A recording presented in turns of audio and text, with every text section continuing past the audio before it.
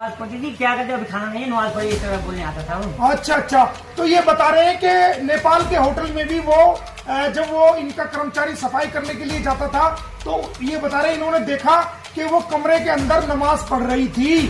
तो दोस्तों ये कितना बड़ा धोखा हम भारतीयों के साथ हो रहा है। मोमिन मलिक एडवोकेट, गुलाम हैदर का वकील, भारतीय वकील, इस केस की हकीकत को जानने के लिए, इस केस की तह तक पहुंचने के लिए नेपाल काठमांडू मौजूद हूं और मैं उस होटल में मौजूद हूं जिस होटल में सीमा हैदर जो है वो 10/3/2023 को जो दुबई शारजा के रास्ते होती हुई नेपाल में आई थी और लगभग 7-8 दिन इस होटल में रही थी और सचिन उससे पहले यहां पर आ गया था और यहां पर कमरा नंबर 204 में वो लोग रुके थे और आज मैं उसी होटल में मौजूद हूं। उस होटल को मैंने देखा है, समझा है और वहां के मालिक साहब से जो भक्त बहादुर खटका जी हैं वो मेरे साथ मौजूद हैं। नमस्कार भाई साहब। नमस्कार। कैसे हैं आप? सब ठीक है सर। अच्छा बहादुर साहब, मैं मोमिन मलिक एडवोकेट हूँ, भारत से आया हूँ, इंडिया से। और जो ये सीमा हैदर है, इसके जो पति हैं पाकिस्तान में, गुलाम हैदर, मैं उनका वकील हूँ। उनके 4 बच्चे लेकर के ये दोबारा आई है 13/5 को, दोबारा ये फिर आई है 2 महीने के बाद 13/5 को ये दोबारा नेपाल के रास्ते आई है। तो दोबारा तो आपके होटल में ये आई नहीं, एक बार ही आई थी। तो ये बच्चे लेके गुलाम हैदर के इलीगल तरीके से भारत में चली गई है सचिन, और ये इलीगल तरीके से सचिन आगे इसको वो है तो ये उन बच्चों को लेकर चली गई है। तो मेरे अब ये वहां जाके कहती है, वहां जाकर के इसके खिलाफ FIR एक दर्ज हुई है। ये आप देखेंगे कि ये इसके खिलाफ एक FIR है जो कि भारत में इसके खिलाफ FIR दर्ज हुई है और ये वो FIR है जो भारत में इसके खिलाफ दर्ज हुई है। ये देखेंगे आप ये देखेंगे, ये पढ़ेंगे 159 नंबर रघुपुरा में। तो वहां पर ये जब बेल ले लेती है, कोर्ट से बेल मिल जाती है, तो ये कहती है कि मैं सचिन की वाइफ हूँ और जमानत लेते हुए ये कहती है कि मैं गुलाम हैदर की वाइफ हूँ। तो हमारे और कहती है कि मैंने हिंदू धर्म परिवर्तन कर लिया था और उससे सिलसिले में कुछ जवाबात हम आपसे करेंगे सवाल, तो आप हमें उनका जवाब देना। हमें ये बताइए सर कि ये आपके होटल में कितने दिन रुकी थी? तो 7-8 दिन थे। अच्छा, 7-8 दिन थे। 7-8 दिन आपके होटल में ये रुकी थी। तो इस दौरान जब ये 7-8 दिन ये आपके होटल में रुकी तो इस दौरान क्या कोई बाहर से पंडित जी या कोई पंडित जी इनसे मिलने के लिए आपके होटल में आया था? नहीं सर, कोई नहीं आया। किसी प्रकार का कोई पंडित जी जो शादी कराता है, जो नेपाल में शादी होती है हिंदू रीति रिवाज के अनुसार, वो जो है कोई भी जो है पंडित जी इसके कमरे में नहीं गया। नहीं। और किसी प्रकार के, दोस्तों आप सुनेंगे जो हमारे भक्त बहादुर जी हैं, विनायक होटल के मालिक हैं, वो इस बात को कह रहे हैं कि सीमा जब यहाँ 7-8 दिन सचिन और सीमा यहाँ रुके थे तो कोई पंडित जी इनके होटल में नहीं आया और ना ही इनके कमरे में गया। आप ये बताइए, हिंदू रीति रिवाज के अनुसार, जो हिंदी रीति रिवाज, आप भी हिंदू हैं? हाँ, ये भी हिंदू हैं। तो हिंदू रीति रिवाज के अनुसार क्या बिना पंडित जी के कोई शादी हो सकती है? नहीं सर, पंडित जी होते हैं, हमारे हवन होती है, फेरे लेने पड़ती है, इस तरह से। हाँ, इनका कहना यह है कि बाकायदा पंडित जी के बगैर कोई शादी नहीं होती, हवन होता है और फेरे होते हैं, तब जाके हिंदू रीति रिवाज के अनुसार शादी होती है।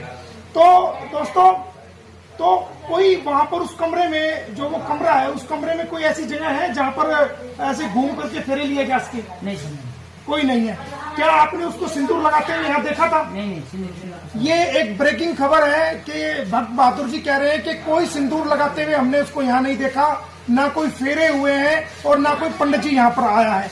और मुझे ये बताइए कि आपको जब वो होटल में आई थी तो उसने ये बताया था कि मैं पाकिस्तान की रहने वाली हूँ? नहीं। ये नहीं बताया? कुछ लोग हिंदी बोल रहे थे, हम ऐसे तराई जगह हमारे तराई जगह नेपाली लोग भी हिंदी बोलते हैं, तो हम यहाँ के ही समझे, एंट्री के यहाँ के एड्रेस में एंट्री के हम रख दिए हम। अच्छा, तो ये आपके सामने एक बहुत बड़ी खबर है दोस्तों कि पाकिस्तानी घुसपैठी जो भारत में घुसी है सीमा हैदर, उसने अपनी पहचान को होटल में छुपाया और ये नहीं बताया कि मैं पाकिस्तान की रहने वाली हूँ, बल्कि ये बताया कि नेपाल के जो तराई के इलाके हैं वहां की वो रहने वाली है। और इन्होंने भी समझा कि ये वहीं की रहने वाली है क्योंकि वो बहुत अच्छे तरीके से हिंदी बोल रही थी।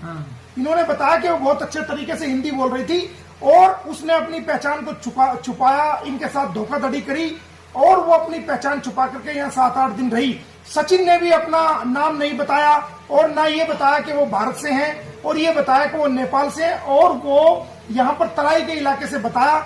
यही कारण रहा कि उन्होंने रजिस्टर के अंदर, जो हमने रजिस्टर चेक किया है वो भी दिखाएंगे आपको, उस रजिस्टर के अंदर अपनी पहचान छुपा करके, अपनी असली पहचान छुपा करके, अपनी नेशनलिटी पाकिस्तान की छुपा करके, अपनी नेशनलिटी इंडिया की छुपा करके, और उन्होंने अपने आप को नेपाली बताया और इनके साथ भी धोखा किया, इनको धोखे में रखा। इनका किसी प्रकार का कोई दोष नहीं।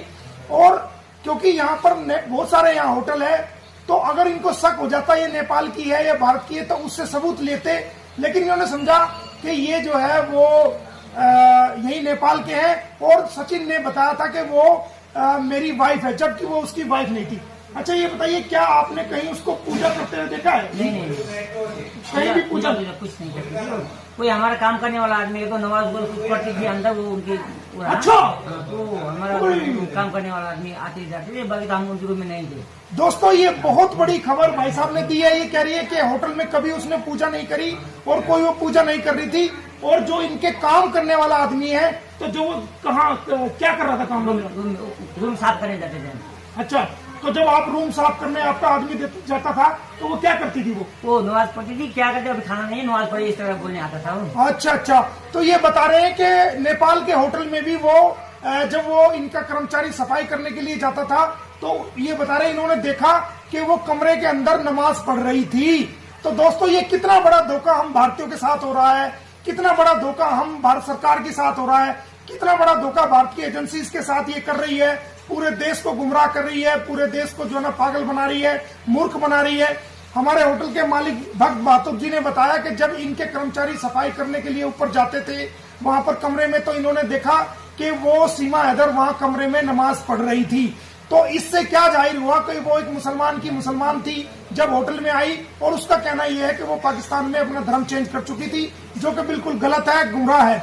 और जब वो नमाज पढ़ रही थी, ना कोई पंडित जी आया, ना कोई फेरे हुए, ना किसी प्रकार की शादी हुई, और वो वहां पर नमाज भी पढ़ रही थी। ये हमारे भक्त बहादुर जी ने बताया है। और आप मेरे से एक सवाल और बताइए कि क्या कोई भारत की पुलिस आपके पास आई है आज तक? नहीं सर, नहीं है। कोई जांच करने के लिए आई है? कोई भी नहीं है। कोई पूछताछ के लिए टेलीफोन आया हो? नहीं, कोई भी नहीं आया। देखिए हमारी जांच एजेंसी जो रबुपुरा पुलिस है या कोई जेवर पुलिस है या कोई इन्वेस्टिगेशन एजेंसी है, उनका कोई टेलीफोन आज तक जो है वो भक्त बहादुर के पास नहीं आया है कि 1 साल से ऊपर का समय हो गया कि जांच जो चल रही है उस जांच में क्या किया गया है। किसी प्रकार का कोई इनसे जांच के रूप में कोई जो है ना इनके पास ना टेलीफोन आया है, ना इनसे आकर के किसी ने पूछने की कोशिश करी है कि सीमा हैदर कैसे आई, क्यों आई, किस प्रकार उसने नाम बताया। तो जांच के नाम पर भी हम कहेंगे कि इसमें जो जांच अधिकारी है वो पूर्ण रूप से मुझे लगता है कि वो विफल रहे हैं और वो आज तक जो है वो इस होटल से संपर्क नहीं कर सके, ना नेपाल में आ सके कि भाई जांच की जा सके कि नेपाल में उसका आने का कारण क्या था और कैसे वहां से गई। तो ये भी एक बहुत बड़ा सवाल जांच पे उठता है दोस्तों, जो हमारे भाई साहब ने क्लियर कर दिया है। तो दोस्तों ये सच्चाई जो आज आपके सामने आई है, इसको सुनकर के मैं भी हैरान हूँ और देश की जनता भी हैरान हो जाएंगी। इसके अलावा कुछ और बताना चाहते हो कि वो कैसा महसूस करती थी, कैसे वो होटल में नीचे आती थी या खाना कैसे खाती थी, या क्या वो चिकन वगैरह भी खाती थी, क्या करती थी? हाँ, खाना चिकन को सब खाते थे यहाँ पे। अच्छा, हमारे बच्चों के साथ खेलना फिरना वो करती थी, इसके लिए हम लोग ज्यादा हमने ध्यान ही नहीं दिया उनपे। अच्छा, तो ये एक बहुत बड़ा जवाब भी भाई साहब ने दिया है कि बाकायदा वो जो होटल में रुकी थी, वो होटल में 10/3/2023 को रुकी थी, तो वो चिकन भी खाती थी और वो मटन वगैरह भी खाती थी और वो मांस का सेवन करती थी, जैसा कि हमारे होटल के मालिक भाई साहब ने बताया है। तो उसका झूठ का ढकोसला सब जो है ना सामने आ गया है कि वो कहती है मैं सनातनी बन गई हूँ, मैं चिकन नहीं खाती हूँ, मैं ये नहीं खाती हूँ। तो ये सब भी जो है वो यूज करती थी।